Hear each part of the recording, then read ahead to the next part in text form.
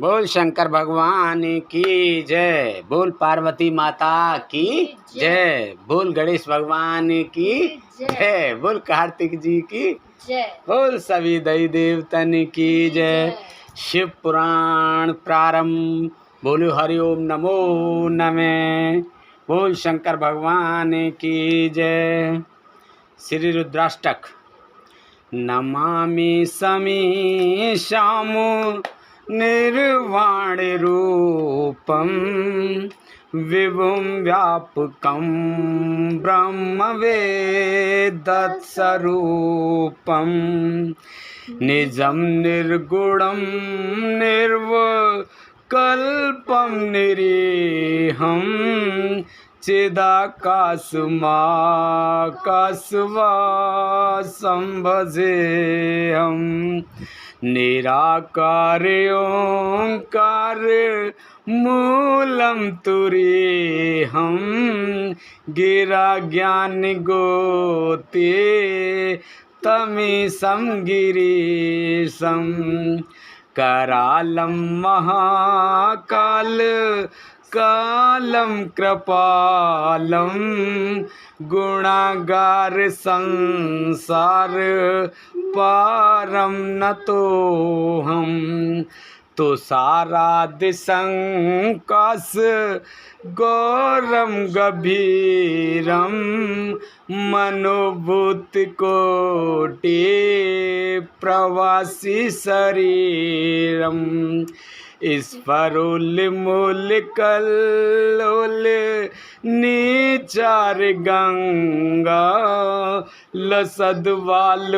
वालेन्दु कंठे भुजंगा चलत कुंडलं शुभ नेत्रं विशालं प्रसन्नामुनं नीलकण्ठं दयालं मृगादिश्चर्माम्बरं मुण्डमालं प्रियं शङ्करं सर्वनाथं भजामि प्रचण्डं प्रगोष्ठं प्रगल्लं परेशम् अखण्डम् अजं भानुकोटिप्रकाशं त्रिशूलनिर्मूलनं शूलपाणिं भजेऽहं भवानी पतिं विगम्यं कलातीत कल्याण कल्पान्तकारी सदा सच्चिदानंद दाता पुरारी चिदानंद संदोह मोहपहारी प्रसीद प्रसीद प्रभु मन्मथारी नयावद उमानाथ पादारविन्दं भजन्ते अलोके परेवानरायणं न तावद् सुखं शान्ति सन्तापनाशं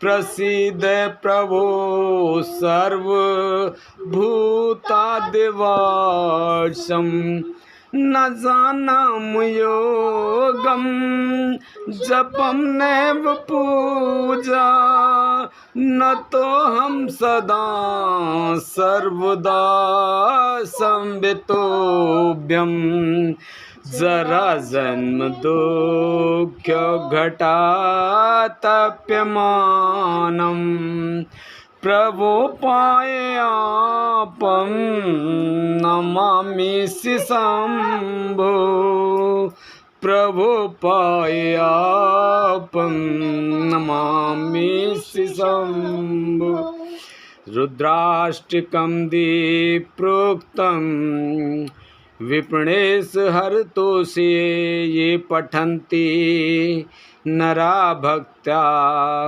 तेषां शंभु प्रसीदते सुन विनती सर्वज्ञ शिव देख विप्र अनुराग नव मंदिर वाणी भये तो हे दुजवर वर मांग जो प्रसन्न प्रभु मोहि पर नाथ दीन पर ने निज पर भक्ति देहो प्रभु पुंदु सरवर दे तब माया बस जीव जड़ संकट फिरहि बिलान तिन पर क्रोध न कीजिए कृपा सिंधु भगवान शंकर दीन दयाल अबु मुँह पर हो कृपाल सात अनुग्रह होत ही नाथ तोर ही काल सियापत रामचंद्र पत जय शरणम शंकर हरि ओम जय जय सिया राम जय जय हनुमान हरि की जय मंगल भवने अमंगल हारी द्रवौ से दशरथ अजर बिहारी। बोल शंकर भगवान की जय। सभी भक्तों शिव पुराण में आपका हार्दिक अभिनंदन है। सभी भक्तों पर भोले बाबा अपनी कृपा बरसाएं। सावन के उपलक्ष्य में शिव पुराण का आरंभ करने जा रहे हैं। सभी भक्त प्रतिदिन शिव पुराण का आनंद उठाएं और भगवान की भक्ति में मन लगाएं। भोले बाबा सब पर अपनी कृपा बरसाएंगे। बोलो शंकर भगवान की जय। शिव पुराण का सरल भाषा में हिंदी रूपांतर शिव पुराण महात्म्यम। पहला अध्याय। सूत जी द्वारा शिव पुराण की महिमा का वर्णन। श्री शौनक जी ने पूछा, महाज्ञानी सूत जी, आप संपूर्ण सिद्धांतों के ज्ञाता हैं, कृपया मुझसे पुराणों के सार का वर्णन करें। ज्ञान और वैराग्य सहित भक्ति से प्राप्त विवेक की वृद्धि कैसे होती है तथा साधु पुरुष कैसे अपने काम क्रोध आदि विकारों का निवारण करते हैं। इस कलयुग में सभी जीव आसुरी स्वभाव के हो गए हैं, अतः कृपा करके मुझे ऐसा साधन बताइए जो कल्याणकारी एवं मंगलकारी हो तथा पवित्रता लिए हो। प्रभु, वह ऐसा साधन हो जिससे मनुष्य की शुद्धि हो जाए और निर्मल हृदय वाले पुरुष को सदैव के लिए शिव की प्राप्ति हो जाए। श्री सूत जी ने उत्तर दिया, शौनक जी, आप धन्य हैं, क्योंकि आपने मन में पुराण कथा को सुनने के लिए अपार प्रेम व लालसा है। इसलिए मैं तुम्हें परम उत्तम शास्त्र की कथा सुनाता हूँ। वत्स, संपूर्ण सिद्धांत से संपन्न, भक्ति को बढ़ाने वाला तथा शिवजी को संतुष्ट करने वाला अमृत के समान दिव्य शास्त्र है शिव पुराण। इसका पूर्व काल में शिवजी ने ही प्रवचन किया था। गुरुदेव व्यास ने सनत कुमार मुनि का उपदेश पाकर आदरपूर्वक इस पुराण की रचना की है। यह पुराण कलयुग में मनुष्यों के हित का परम साधन है। शिव पुराण परम उत्तम शास्त्र है। इस पृथ्वी लोक में सभी मनुष्यों को भगवान शिव के विशाल स्वरूप को समझना चाहिए।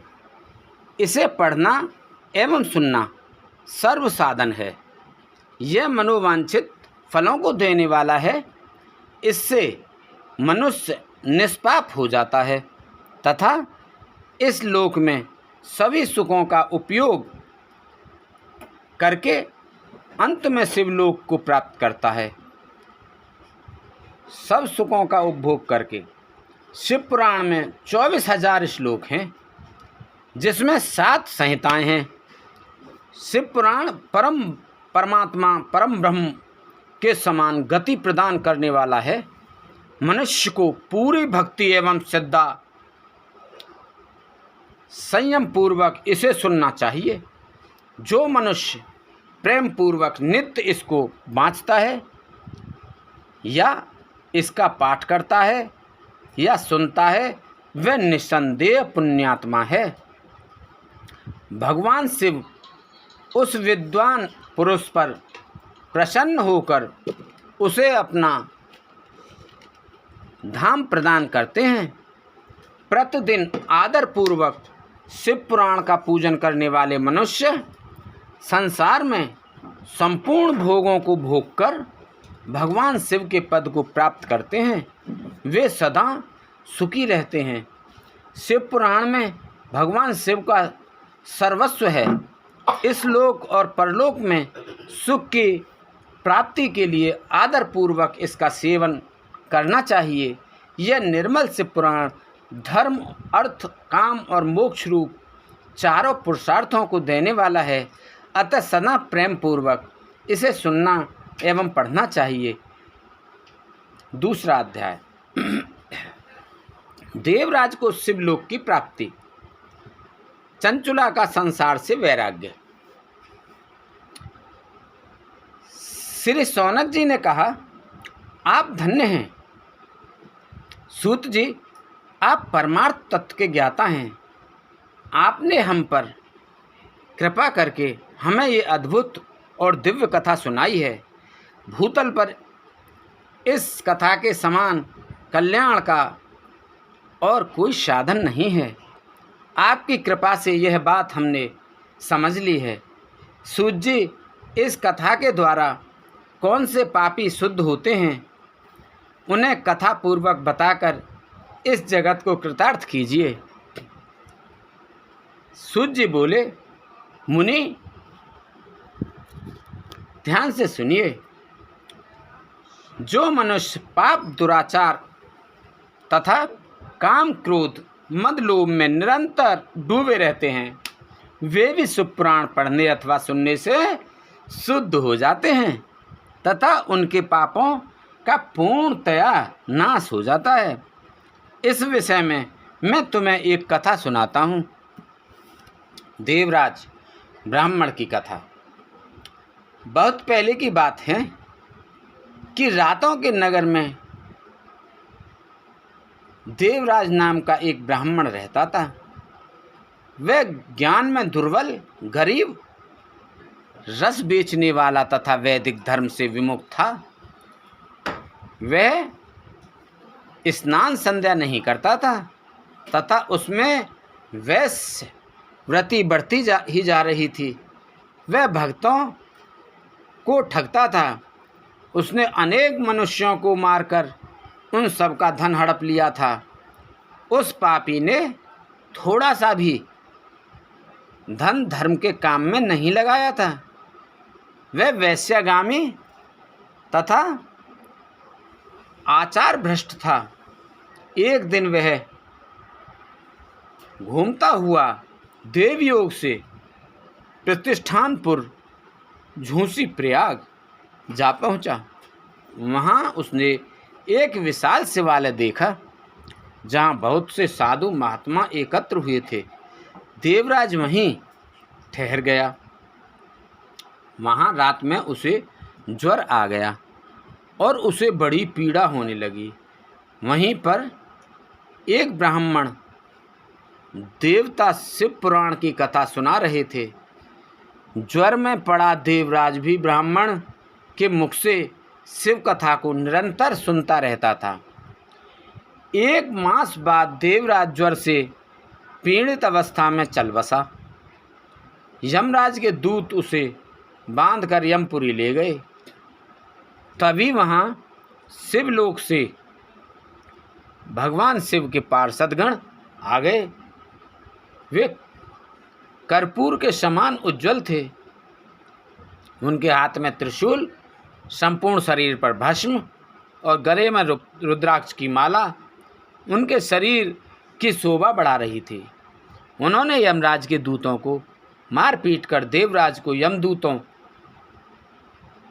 के चंगुल से छुड़ा लिया और वे उसे अपने अद्भुत विमान में बैठाकर जब कैलाश पर्वत पर ले जाने लगे तो यमपुरी में कोलाहल मच गया, जिसे सुनकर यमराज अपने भवन से बाहर आए। साक्षात रुद्रों के समान प्रतीत होने वाले इन दूतों का धर्मराज ने विधि पूर्वक पूजन कर ज्ञान दृष्टि से सारा मामला जान लिया।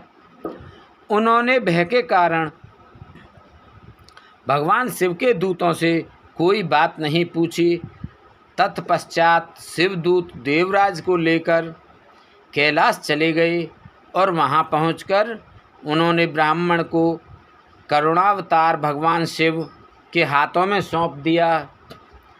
शौनक जी ने कहा, महाभाग सूत जी, आप सर्वज्ञ हैं। आपके कृपा प्रसाद से मैं कृतार्थ हुआ। इस इतिहास को सुनकर मेरा मन आनंदित हो गया है। अतः भगवान शिव में प्रेम बढ़ाने वाली दूसरी कथा भी कहिए। दूसरी कथा समाप्त। तीसरा अध्याय शुरू। बोलो हरिओम नमो नमः। विदुंग ब्राह्मण की कथा। विदुंग ब्राह्मण की कथा। श्री सूत जी बोले, शौनक सुनो, मैं तुम्हारे सामने एक अन्य गोपनीय कथा का वर्णन करूँगा, क्योंकि तुम शिव भक्तों में अग्रणी व वेद वेताओं में श्रेष्ठ हो। समुद्र के निकटवर्ती प्रदेश में वास्कल नामक गांव है, जहां वैदिक धर्म से विमुख महापापी मनुष्य रहते हैं। वे सभी दुष्ट हैं एवं उनका मन दूषित विषय भोगों में ही लगा रहता है। वे देवताओं एवं भाग्य पर विश्वास नहीं करते। वे सभी कुटिल वृत्ति वाले हैं, किसानी करते हैं और विभिन्न प्रकार के अस्त्र शस्त्र रखते हैं। वे व्यभिचारी हैं। वे इस बात से पूर्णतः अनजान हैं कि क्या ज्ञान, वैराग्य तथा संधर्म ही मनुष्य के लिए परम पुरुषार्थ है। वे सभी पशु बुद्धि हैं। अन्य समुदाय के लोग भी उन्हीं की तरह बुरे विचार रखने वाले, धर्म से विमुख हैं। वे नित्य कुकर्म में लगे रहते हैं एवं सदा विषय भोगों में डूबे रहते हैं। वहाँ की स्त्रियाँ भी बुरे स्वभाव की, स्वेच्छाचारिणी, पाप में डूबी, कुटिल सोच वाली और व्यभिचारिणी हैं। वे सभी सद्व्यवहार तथा सदाचार से सर्वथा शून्य हैं। वहाँ सिर्फ दुष्टों का निवास है। वास्कल नामक गांव में विदुंग नाम का एक ब्राह्मण रहता था। वह अधर्मी, दुरात्मा एवं महापापी था। उसकी स्त्री बहुत सुंदर थी। उसका नाम चंचुला था। वह सदा उत्तम धर्म का पालन करती थी, परंतु विदुंग वैश्यागामी था। इस तरह कुकर्म करते हुए बहुत समय व्यतीत हो गया। उसकी स्त्री काम से पीड़ित होने पर भी स्वधर्म नाश के भय से कलेश सहकर भी काफ़ी समय तक धर्म भ्रष्ट नहीं हुई, परंतु आगे चलकर वह भी अपने दुराचारी पति के आचरण से प्रभावित होकर दुराचारिणी और अपने धर्म से विमुख हो गई। इस तरह दुराचार में डूबे हुए उन पति पत्नी का बहुत सा समय व्यर्थ बीत गया। वैश्यागामी, दूषित बुद्धि वाला वह दुष्ट ब्राह्मण विदुंग समयानुसार मृत्यु को प्राप्त हो गया, नरक में चला गया। बहुत दिनों तक नरक के दुखों को भोगकर वह मूढ़ बुद्धि पापी विंध्याचल पर्वत पर भयंकर पिशाच हुआ। इधर उस दुराचारी विदुंग के मर जाने पर वह चंचुला नामक स्त्री बहुत समय तक पुत्रों के साथ अपने घर में रहती रही। पति की मृत्यु के बाद वह भी अपने धर्म से गिरकर पर पुरुषों का संग करने लगी थी। सतियां विपत्ति में भी अपने धर्म का पालन करना नहीं छोड़ती। यही तो तप है। तब कठिन तो होता है, लेकिन इसका फल मीठा होता है। विषय इसी सत्य को नहीं जानता। इसीलिए वह विषयों के विष फल का स्वाद लेते हुए भोग करता है। एक दिन देवयोग से किसी पुण्य पर्व के आने पर वह अपने भाई बंधुओं के साथ गोकर्ण क्षेत्र में गई। उसने तीर्थ के जल में स्नान किया एवं बंधुजनों के साथ यत्र तत्र घूमने लगी। घूमते घूमते वह एक देव मंदिर में गई। वहाँ उसने एक ब्राह्मण के मुख से भगवान शिव की परम पवित्र एवं मंगलकारी कथा सुनी। कथावाचक ब्राह्मण कह रहे थे कि जो स्त्रियां व्यभिचार करती हैं वे मरने के बाद जब यमलोक जाती हैं तब यमराज के दूत उन्हें तरह तरह के यंत्रणा देते हैं। वे उसके कामांगों को तप्त लोह दंडों से दागते हैं। तप्त लोह के पुरुष से उसका संसर्ग कराते हैं। ये सारे दंड इतनी वेदना देने वाले होते हैं कि जीव पुकार पुकार कर कहता है कि जब वह ऐसा नहीं करेगा, लेकिन यमदूत उसे छोड़ते नहीं। कर्मों का फल तो सभी को भोगना पड़ता है। देव ऋषि मनुष्य सभी इससे बंधे हुए हैं। ब्राह्मण के मुख से यह वैराग्य बढ़ाने वाली कथा सुनकर चंचुला भय से व्याकुल हो गई। कथा समाप्त होने पर सभी लोग वहाँ से चले गए। तब कथा बाँचने वाले ब्राह्मण देवता से चंचुला ने कहा, हे ब्राह्मण, धर्म को न जानने के कारण मेरे द्वारा बहुत बड़ा दुराचार हुआ है। स्वामी मेरे ऊपर कृपा कर मेरा उद्धार कीजिए। आपके प्रवचन को सुनकर मुझे इस संसार से वैराग्य हो गया है। मुझ मूढ़ चित्त वाली पापनी को धिक्कार है। मैं निंदा के योग्य हूँ। मेरे बुरे विषयों में फंसकर अपने धर्म से विमुख हो गई थी।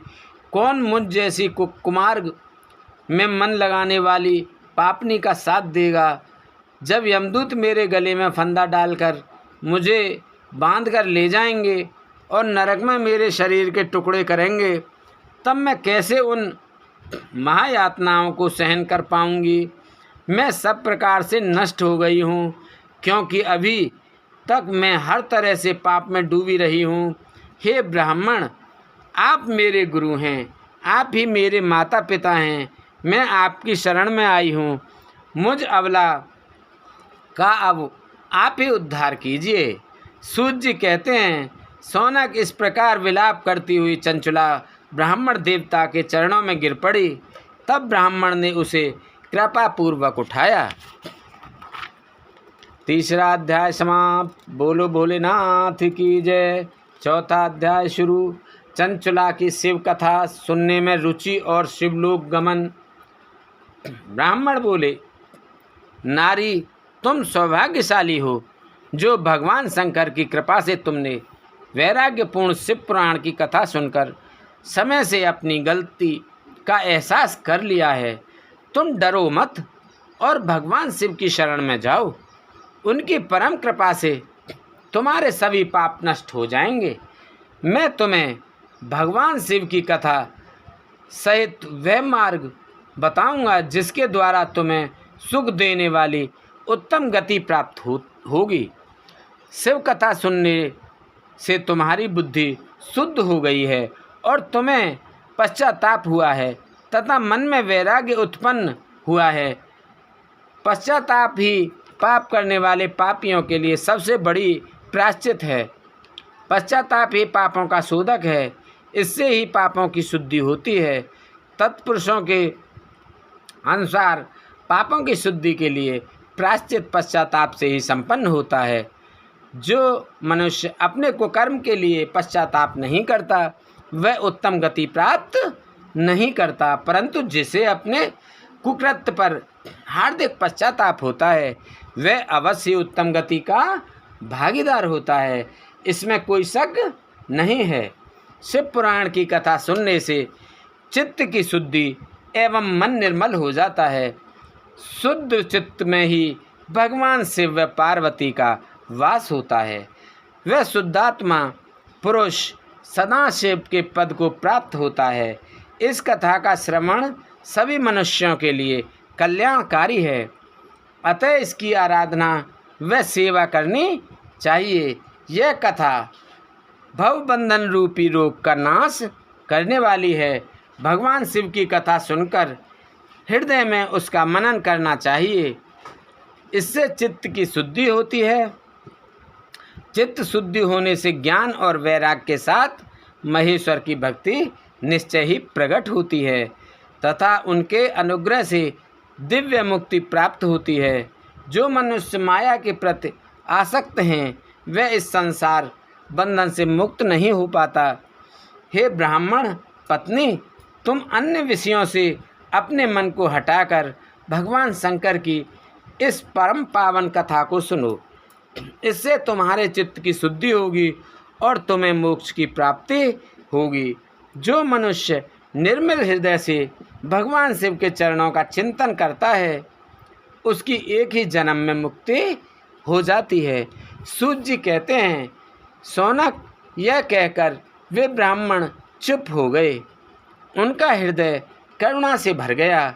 वे ध्यान से मग्न हो गए। ब्राह्मण का उक्त उपदेश सुनकर चंचला के नेत्रों में आनंद के आंसू छलक आए। वह हर्ष भरे हृदय से ब्राह्मण देवता के चरणों में गिर गई और हाथ जोड़कर बोली, मैं कृतार्थ हो गई। हे ब्राह्मण, शिव भक्तों में श्रेष्ठ स्वामिन आप धन्य हैं। आप परामर्शदर्शी हैं और सदा परोपकार में लगे रहते हैं। साधो, मैं नरक के समुद्र में गिर रही हूँ, कृपा कर मेरा उद्धार कीजिए। जिस पौराणिक व अमृत के समान सुंदर शिव पुराण कथा की बात आपने की है उसे सुनकर ही मेरे मन में वैराग्य उत्पन्न हुआ है। उस अमृतमयी शिव पुराण कथा को सुनने के लिए मेरे मन में बड़ी श्रद्धा हो रही है। कृपया आप मुझे उसे सुनाइए। सूत जी कहते हैं, शिव पुराण की कथा सुनने की इच्छा मन में लिए हुए चंचला उन ब्राह्मण देवता की सेवा में वहीं रहने लगी। उस गोकर्ण नामक महाक्षेत्र में उन ब्राह्मण देवता के मुख से चंचला शिव पुराण की भक्ति, ज्ञान और वैराग्य बढ़ाने वाली और मुक्ति देने वाली परम उत्तम कथा सुनकर कृतार्थ हुई। उसका चित्त शुद्ध हो गया। वह अपने हृदय में शिव के सगुण रूप का चिंतन करने लगी। वह सदैव शिव के सच्चिदानंद में स्वरूप का स्मरण करती थी। तत्पश्चात अपना समय पूर्ण होने पर चंचला ने बिना किसी कष्ट के अपना शरीर त्याग दिया। उसे लेने के लिए एक दिव्य विमान वहां पहुंचा।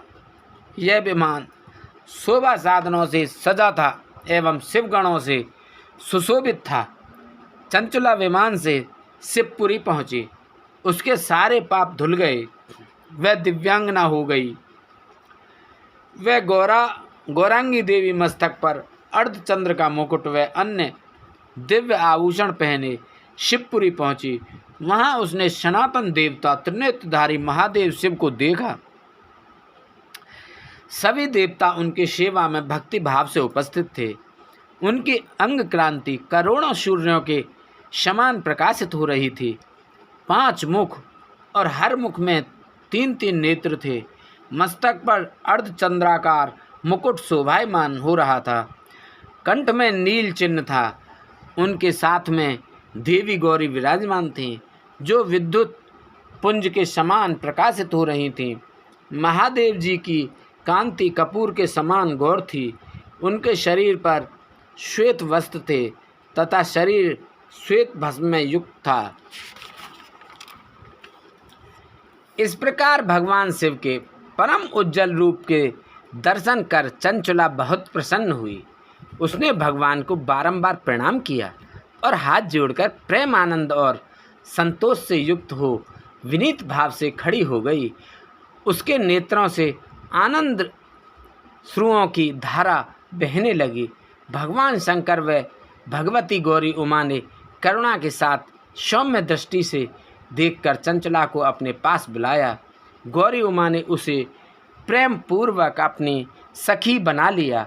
चंचला सुखपूर्वक भगवान शिव के धाम में उमा देवी की सखी के रूप में निवास करने लगे। चौथा अध्याय समाप्त। बोलो हरि ओम नमो नमः।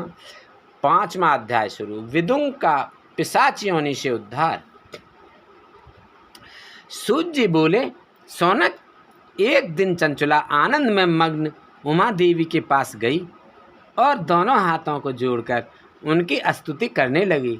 चंचला बोली, हे गिरिराज नंदिनी, स्कंद माता उमा, आप सभी मनुष्यों एवं देवताओं द्वारा पूज्य तथा समस्त सुखों को देने वाली हैं। आप शंभु प्रिया हैं, आप ही सगुणा और निर्गुणा हैं। हे सच्चिदानंद स्वरूपिणी, आप ही प्रकृति की पोषक हैं। हे माता, आप ही संसार की सृष्टि, पालन और संहार करने वाली हैं। आप ही ब्रह्मा, विष्णु और महेश को उत्तम प्रतिष्ठा देने वाली परम शक्ति हैं। सूर्य कहते हैं, शौनक, सद्गति प्राप्त चंचला इस प्रकार देवी की स्तुति कर शांत हो गई। उसकी आंखों में प्रेम के आंसू उमड़ आए। तब शंकर प्रिया भक्तवत्सला उमा देवी ने बड़े प्रेम से चंचला को चुप कराते हुए कहा, सखी चंचला, मैं तुम्हारी स्तुति से प्रसन्न हूँ। बोलो, क्या वर मांगती हो? चंचला बोली, हे गिरिराज कुमारी, मेरे पति विदुंग इस समय कहाँ हैं? उनकी कैसी गति हुई है, मुझे बताइए और कुछ ऐसा उपाय कीजिए ताकि हम फिर से मिल सकें। हे महादेवी, मेरे पति एक शूद्र जाति वैश्या के प्रति आसक्त थे और पाप में ही डूबे रहते थे। गिरिजा बोली, बेटी, तुम्हारा पति विदुंग बड़ा पापी था। उसका अंत बड़ा भयानक हुआ। वैश्या का उपभोग करने के कारण वह मूर्ख नरक में अनेक वर्षों तक अनेक प्रकार के दुख भोग कर अब शेष पाप को भोगने के लिए विंध्याचल पर्वत पर पिशाच की योनि में रह रहा है। वह दुष्ट वहीं वायु पीकर रहता है और सब प्रकार के कष्ट सहता है। सूत जी कहते हैं, शौनक, गौरी देवी की यह बात सुनकर चंचला अत्यंत दुखी हो गई। फिर मन को किसी तरह स्थिर करती हुई दुखी हृदय से माँ गौरी से उसने एक बार फिर पूछा, हे महादेवी, मुझ पर कृपा कीजिए और मेरे पापी पति का अब उद्धार कर दीजिए। कृपा करके मुझे वह उपाय बताइए जिससे मेरे पति को उत्तम गति प्राप्त हो सके। गौरी देवी ने कहा, यदि तुम्हारा पति विदुंग शिवपुराण की पुण्यमयी उत्तम कथा सुने तो वह इस दुर्गति को पार करके उत्तम गति का भागी हो सकता है। अमृत के समान मधुर गौरी देवी का यह वचन सुनकर चंचला ने दोनों हाथ जोड़कर मस्तक झुकाकर उन्हें बारंबार प्रणाम किया तथा प्रार्थना की कि मेरे पति को शिव पुराण सुनाने की व्यवस्था की जाए।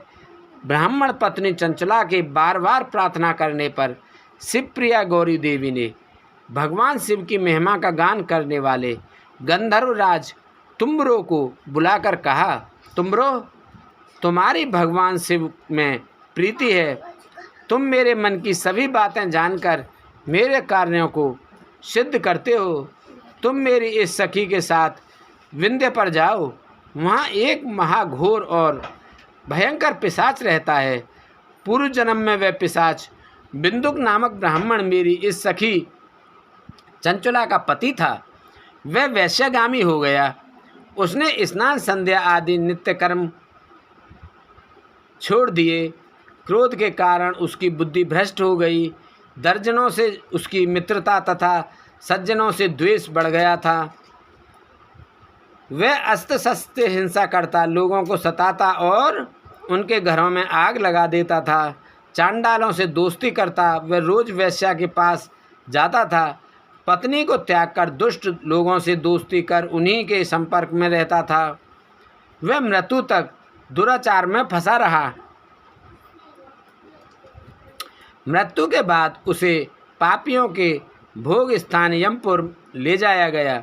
वहाँ घोर नरकों को सहकर इस समय वह विंध्य पर्वत पर पिशाच बनकर रह रहा है और पापों का फल भोग रहा है। तुम उसके सामने परम पुण्यमयी पापों का नाश करने वाली शिवपुराण की दिव्य कथा और प्रवचन करो। इस कथा को सुनने से उसका हृदय सभी पापों से मुक्त होकर शुद्ध हो जाएगा और वह प्रेत योनि से मुक्त हो जाएगा। दुर्गति से मुक्त होने पर उस विदुंग नामक पिशाच को विमान पर बिठाकर तुम भगवान शिव के पास ले आना।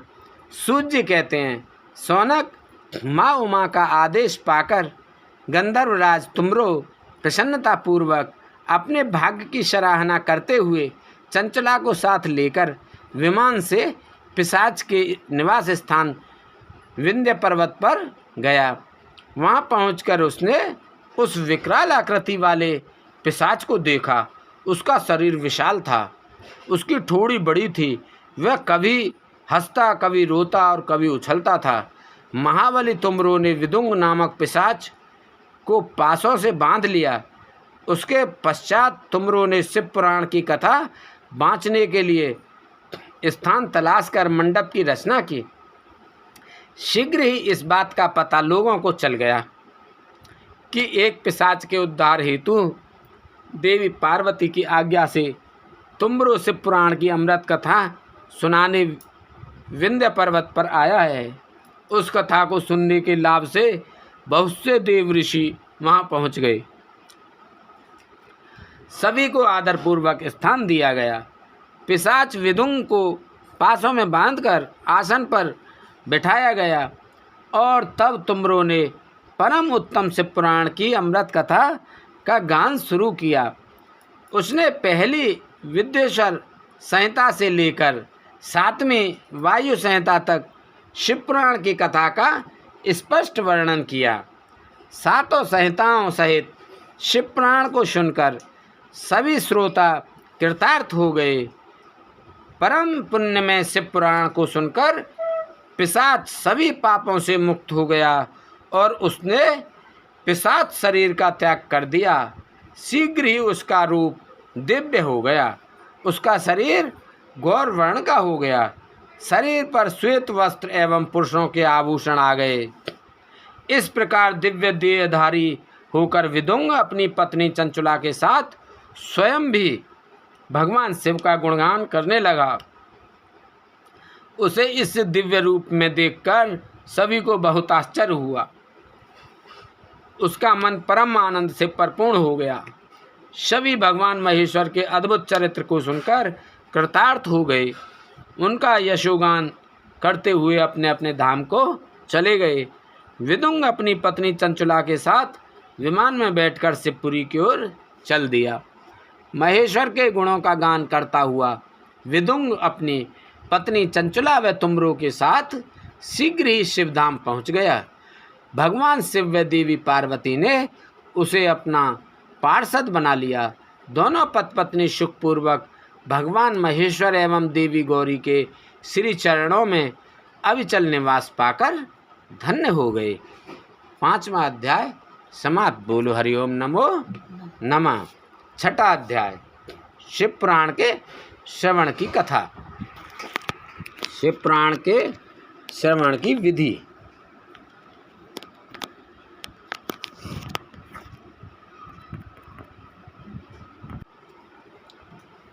शिव पुराण के श्रवण की विधि। सौनक जी कहते हैं, महाप्राज्ञ सूत जी, आप धन्य एवं शिव भक्तों में श्रेष्ठ हैं। हम पर कृपा करके हमें कल्याण में शिव पुराण के श्रवण की विधि बताइए, जिससे सभी श्रोताओं को संपूर्ण उत्तम फल की प्राप्ति हो। सूत जी ने कहा, मुनि शौनक, तुम्हें संपूर्ण फल की प्राप्ति के लिए मैं शिव पुराण की विधि सविस्तार बताता हूँ। सर्वप्रथम किसी ज्योतिषी को बुलाकर दान से संतुष्ट कर उससे कथा का शुभ मुहूर्त निकलवाना चाहिए और उसकी सूचना का संदेश सभी लोगों तक पहुंचाना चाहिए कि हमारे यहाँ शिव पुराण की कथा होने वाली है। अपने कल्याण की इच्छा रखने वाले को इसे सुनना अवश्य पधारना चाहिए। देश देश में जो भी भगवान शिव के भक्त हों तथा शिव कथा के कीर्तन और श्रवण के उत्सुक हों, उन सभी को आदरपूर्वक बुलाना चाहिए और उनका आदर सत्कार करना चाहिए। शिव पुराण सुनने के लिए मंदिर, तीर्थ, वन प्रांत अथवा घर में ही उत्तम स्थान का निर्माण करना चाहिए। केले के खम्भों से सुशोभित कथा मंडप तैयार कराएं। उसे सब ओर फल पुष्प सुंदर चंदोवे से अलंकृत करना चाहिए। चारों कोनों पर ध्वज लगाकर उसे विभिन्न सामग्री से सुशोभित करें। भगवान शंकर के लिए भक्ति पूर्वक दिव्य आसन का निर्माण करना चाहिए तथा कथावाचक के लिए भी दिव्य आसन का निर्माण करना चाहिए। नियम पूर्वक कथा सुनने वालों के लिए भी सुयोग्य आसन की व्यवस्था करें तथा अन्य लोगों के बैठने की भी व्यवस्था करें। कथा बाँचने वाले विद्वान के प्रति कभी बुरी भावना न रखें। संसार में जन्म तथा गुणों के कारण बहुत से गुरु होते हैं, परंतु उन सब में पुराणों का ज्ञाता ही परम गुरु माना जाता है। पुराण वेत्ता पवित्र शांत साधु, ईर्ष्या पर विजय प्राप्त करने वाला, दयालु होना चाहिए। ऐसे गुणों मनुष्य को इस पुण्यमयी कथा को बाँचना चाहिए।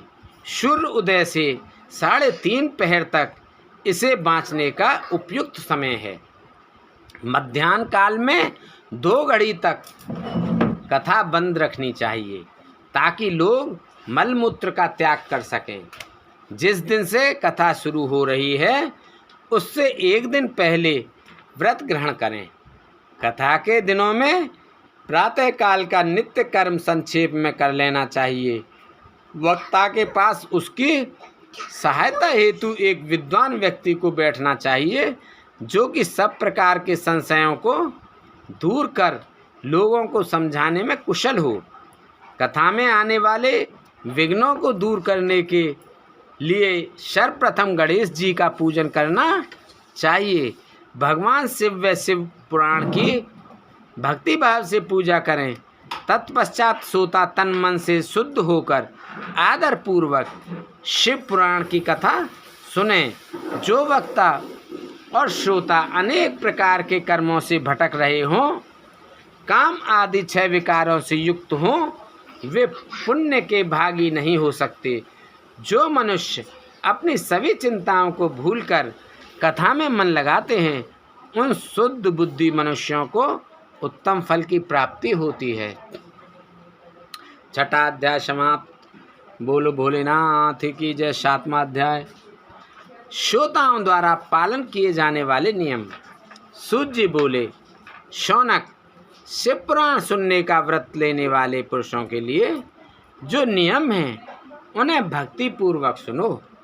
शिव पुराण की पुण्यमयी कथा नियम पूर्वक सुनने से बिना किसी विघ्न बाधा के उत्तम फल की प्राप्ति होती है। दीक्षा रहित मनुष्य को कथा सुनने का अधिकार नहीं है, अतः पहले वक्ता के से दीक्षा ग्रहण करनी चाहिए। नियम पूर्वक कथा सुनने वाले मनुष्य को ब्रह्मचर्य का अच्छी तरह से पालन करना चाहिए। उसे भूमि पर सोना चाहिए, पत्तल में खाना खाना चाहिए तथा कथा समाप्त होने पर ही अन्न ग्रहण करना चाहिए। समर्थ मनुष्य को शुद्ध भाव से शिव पुराण की कथा की समाप्ति तक उपवास रखना चाहिए और एक ही बार भोजन करना चाहिए। गरिष्ठ अन्न, दाल, जलान, सेम, मसूर तथा बासी अन्न नहीं खाना चाहिए। गरिष्ठ अन्न, दाल, जला अन्न, सेम, मसूर तथा बासी अन्न नहीं खाना चाहिए। जिसने कथा का व्रत ले रखा हो उसे प्याज, लहसुन, हींग, गाजर, मादक वस्तु तथा आमिष कही जाने वाली वस्तुओं को त्याग देना चाहिए। ऐसा मनुष्य प्रतिदिन सत्य, शौच, दया, मौन, सरलता, विनय तथा हार्दिक उदारता आदि सद्गुणों को अपनाए तथा साधु संतों की निंदा का त्याग कर नियम पूर्वक कथा सुने। सकाम मनुष्य इस कथा के प्रभाव से अपनी अविष्ट कामना प्राप्त करता है और निष्काम मोक्ष प्राप्त करता है। सभी स्त्री पुरुषों को विधि विधान से शिव पुराण की उत्तम कथा को सुनना चाहिए। महर्षि शिव पुराण की समाप्ति पर श्रोताओं को भक्तिपूर्वक भगवान शिव की पूजा की तरह पुराण पुस्तक की पूजा भी करनी चाहिए तथा इसके पश्चात विधि पूर्वक वक्ता का भी पूजन करना चाहिए। पुस्तक को रखने के लिए नया और सुंदर बस्ता बनाएं।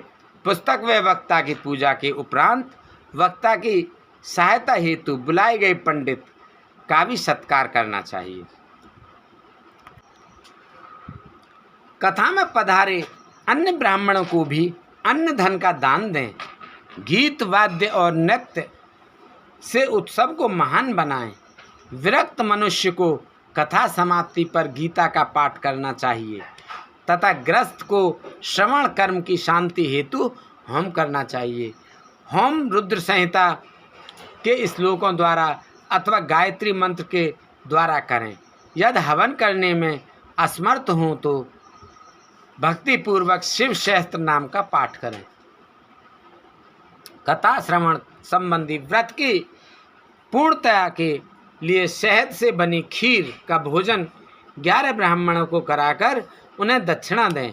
समर्थ मनुष्य 3 तोले सोने का एक सुंदर सिंहासन बनाएं और उसके ऊपर लिखी अथवा लिखाई शिव पुराण की लिखी पोथी विधि पूर्वक स्थापित करें तथा पूजा करके दक्षिणा चढ़ाएं।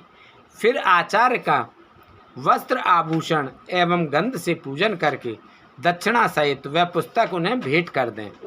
शौनक इस पुराण के दान के प्रभाव से भगवान शिव का अनुग्रह पाकर मनुष्य भव बंधन से मुक्त हो जाता है। शिव पुराण को विधि पूर्वक संपन्न करने पर यह संपूर्ण फल देता है तथा भोग और मोक्ष प्रदान करता है। मुने शिव पुराण का सारा महात्म्य जो संपूर्ण फल देने वाला है मैंने तुम्हें सुना दिया है। अब आप और क्या सुनना चाहते हो? श्रीमान, शिव पुराण सभी पुराणों के माथे का तिलक है। जो मनुष्य सदा भगवान शिव का ध्यान करते हैं, जिनकी वाणी शिव के गुणों की स्तुति करती है और जिनके दोनों कान उनकी कथा सुनते हैं, उनका जीवन सफल हो जाता है। वे संसार के सागर से पार हो जाते हैं। ऐसे लोग इहलोक और परलोक में सदा सुखी रहते हैं। भगवान शिव के सच्चिदानंद में स्वरूप का स्पर्श पाकर ही समस्त प्रकार के कष्टों का निवारण हो जाता है। उनकी महिमा जगत के बाहर और भीतर दोनों जगह विद्यमान है।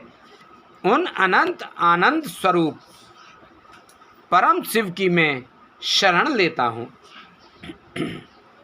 शिव पुराण विद्वेश्वर संहिता। ओम जय शिव ओंकारा स्वामी भज शिव ओंकारा। ब्रह्मा विष्णु सदा शिव, ब्रह्मा विष्णु सदा शिव, हरदांगी धारा।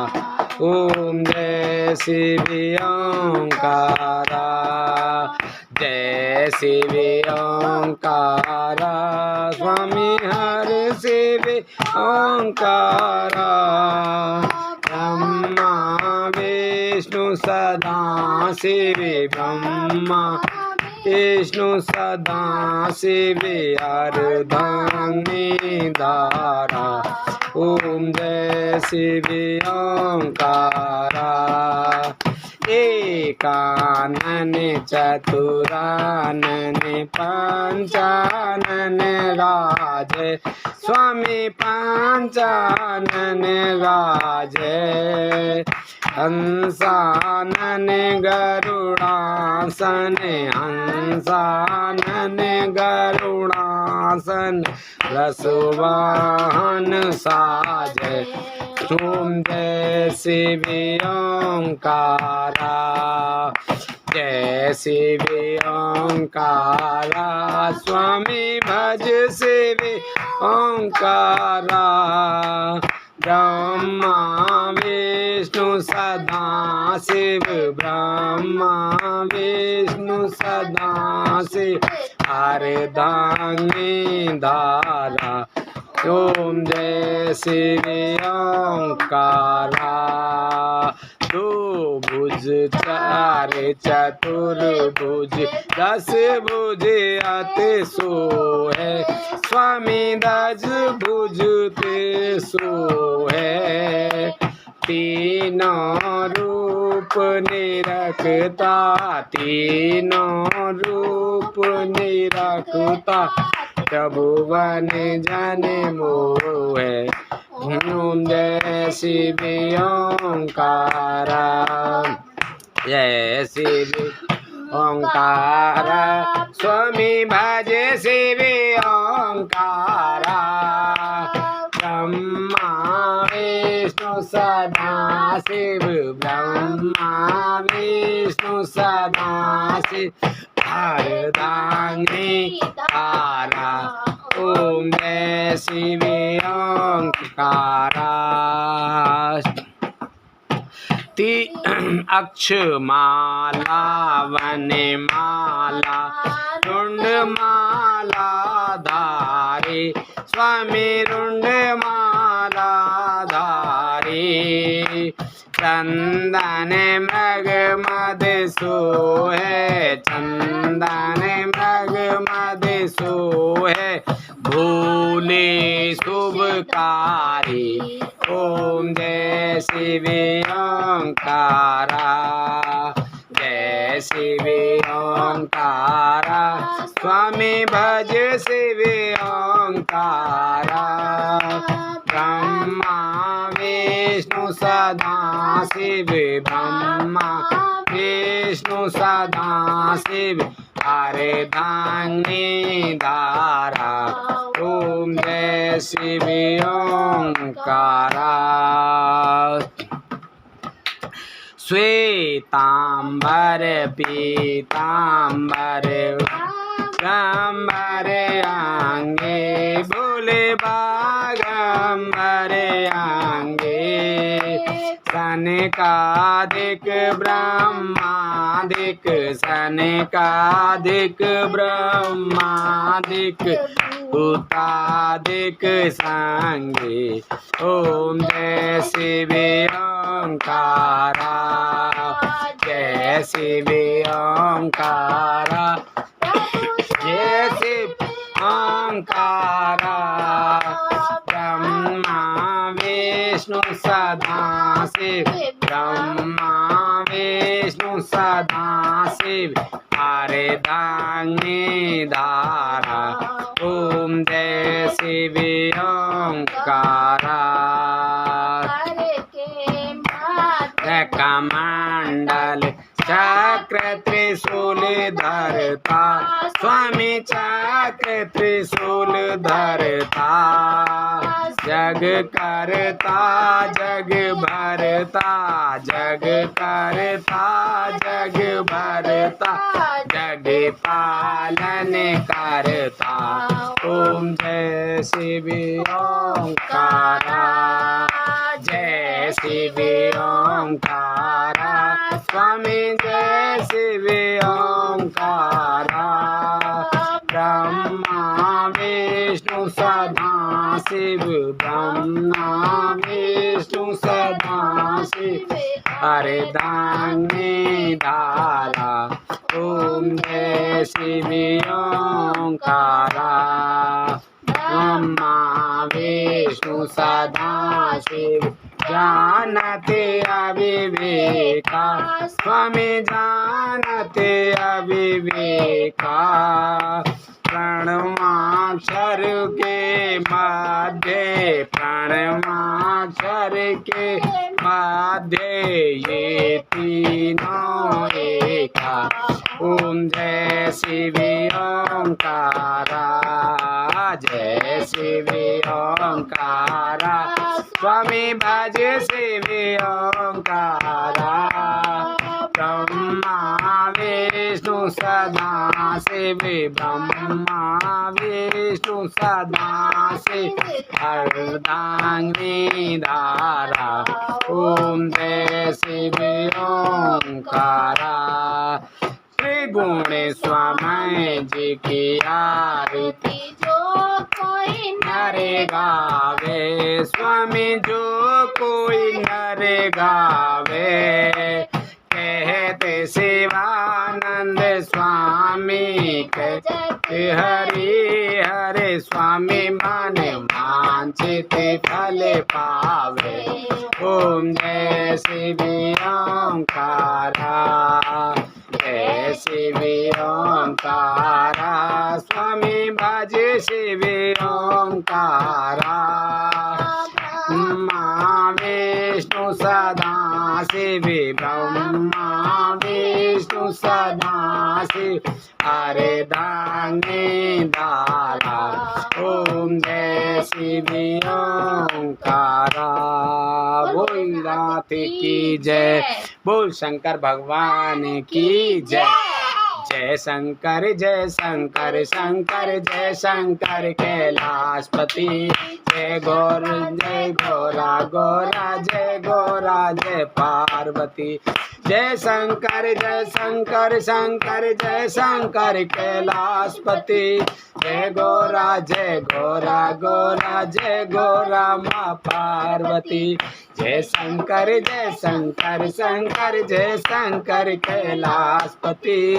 जय गोरा जय गोरा माँ पार्वती। जय शंकर जय कृपान शंकर जय शंकर कैलाशपति। जय गोरा जय गोरा माँ पार्वती। जय शंकर जय शंकर कैलाशपति। जय गोरा जय गोरा माँ पार्वती। जय शंकर जय शंकर कैलाशपति। जय गोरा जय गोरा माँ पार्वती। जय शंकर जय शंकर कैलाशपति। जय गोरा जय गोरा माँ पार्वती। शंकर जय शंकर कैलाशपति। जय गोरा जय गोरा माँ पार्वती। बोल भोलेनाथ की जय, बोल गणेश भगवान की जय, बोल माता पार्वती की जय, बोल हर हर महादेव शंभू।